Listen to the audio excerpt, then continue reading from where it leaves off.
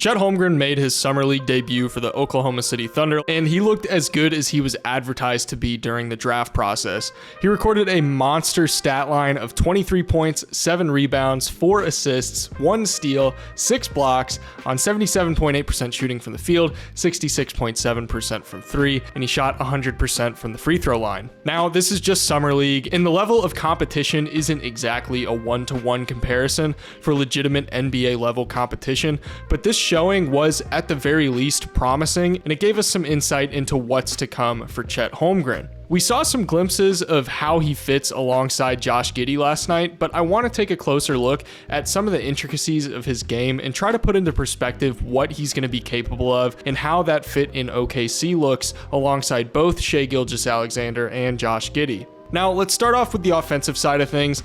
A lot has been made of how Gonzaga utilized Chet Holmgren because in high school, he looked like this ridiculously tall point forward who was initiating offense and creating his own shot off the dribble. But in college, he was playing a more traditional front court role, doing more post work and operating as a roll man and a cutter out of the dunker spot. But he really is a pretty well-rounded scorer for his size, even if we didn't get to see a lot of it in college, and he's capable of operating as a lot more than just a roll man or a stretch big.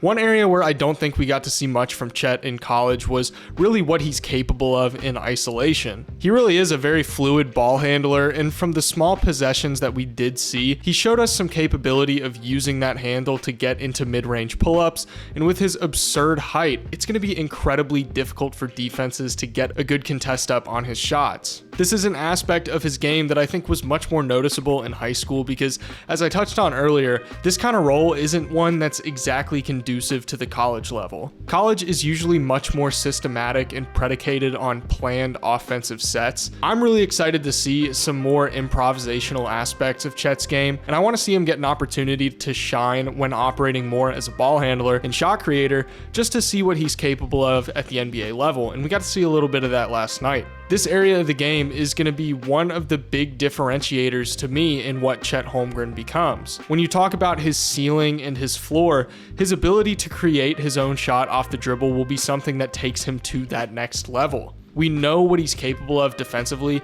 and we know the kind of role that he can play on offense, but if he becomes a reliable shot creator on the wing at the NBA level, it's going to make him into an incredibly scary offensive threat. Another thing about his offensive game that kind of differentiates him from traditional big men and puts him more into that forward category is his ability to attack closeouts and get to the basket. Oftentimes when he gets the ball on the perimeter, he'll pump fake and then drive off the dribble and hit his defender with a spin move and use that really nice soft touch to put the ball into the basket. This is a good example of his skill level. He's not having to force the ball into the basket, but rather using finesse and dexterity to get the ball where it needs to go in order to get the shot to fall. He's going to need to improve his handle and ball security a little bit when getting into the defense when attacking off of closeouts, but this is something he's going to be able to do at a high level from day one. Now, while Gonzaga didn't seem to explore a whole lot as far as what Chet was capable of as a scorer, he got plenty of reps as a roll man, which is perfect for both Shai and Giddey. His ability as a roll man in the pick and roll is going to create a lot of scoring opportunities, not only for himself, but also for Shai Gilgeous-Alexander. SGA loves to carve up defenses with his ability to get to the rim. Now he's going to have a big man that will actually have to be honored on offense in the role. He's got great instincts for screening and good situational awareness to understand how defenses are game planning for him in the pick and roll, and his ability to slip screens generates a lot of high percentage looks at the rim. I think this ability is incredibly important to his success. Typically, someone with such a slight frame would be at a disadvantage operating as a roll man in the pick and roll just because they have to deal with a lot of physical defense, but Chet is able to mitigate some of that disadvantage by relying sheerly on his prowess as a cutter. It helps that his wingspan is just stupidly long, so in scenarios where a pass may result in a turnover or be considered a bad pass, Chet's able to make it work because he's just simply lengthy enough to reach out and grab that pass. When you consider what Josh Giddey was capable of in the pick and roll with guys like Jeremiah Robinson-Earl and Isaiah Roby, just imagine the potential of Chet Holmgren and Josh Giddey operating in a two-man game. Giddey is such a creative passer and Chet is such a crafty cutter, it's going to be a match made in heaven. It's also worth pointing out too how awesome he is to have on the perimeter coming off the pick and pop. Opposing defenses are going to have to take an incredibly disciplined approach to slow down the variety of ways that these three are going to be able to operate in these different scenarios. I also love these kind of cuts that he makes where he'll feign as if he's relocating to the perimeter, but then he'll just stand at the dunker spot when another guy gets an entry pass into the post. It typically causes a lot of confusion for the defense, and in this situation, it results in Timmy being able to just toss it up to him for the slam. Now, I understand plenty of people have concerns about his ability to take advantage of post-ups at the NBA level due to his size, but he negates some of that size disadvantage with strong footwork and the ability to position himself in such a way that he can receive entry passes and immediately get to the rim.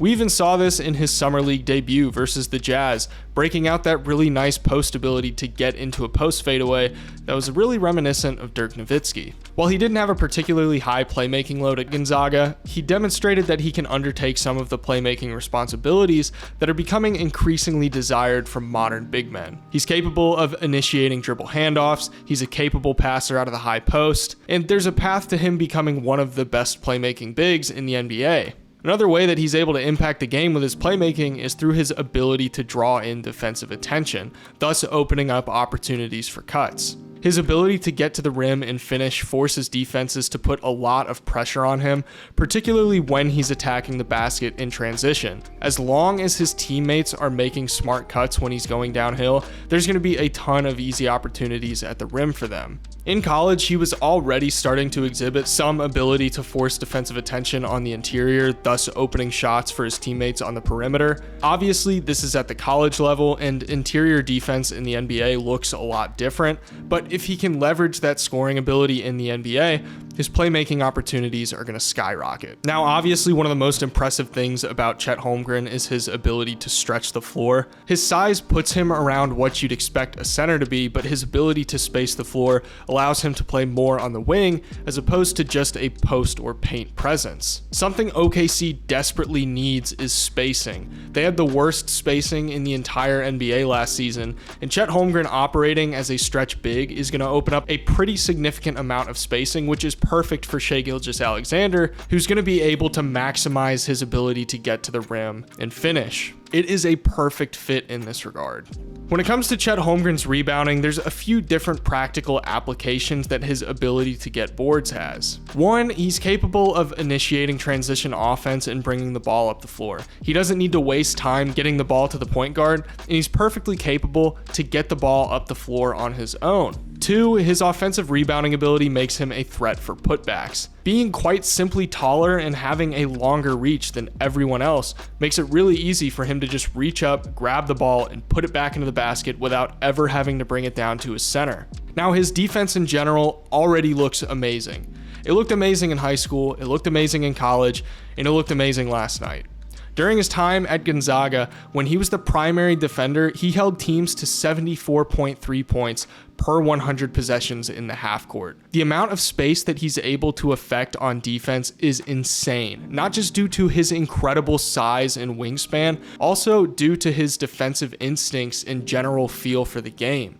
He's got a great understanding of how to position himself and occupy as much space as possible, and his defensive fundamentals when challenging a shot at the rim makes it much easier for him to get away with contact and not get called for a foul. So after hearing all of this, to me, you should probably be thinking to yourself, wow, Chet Holmgren is a really, really well-rounded player. And he is. But let's be clear, Summer League should not be taken as a 100% accurate exhibit of what a guy is going to look like in an NBA setting. But the signs have been there all along for Chet. He's going to be a very capable NBA player. The concerns about how skinny he is and his frame don't really make a whole lot of sense to me because his game has never been predicated on throwing his weight around to dominate.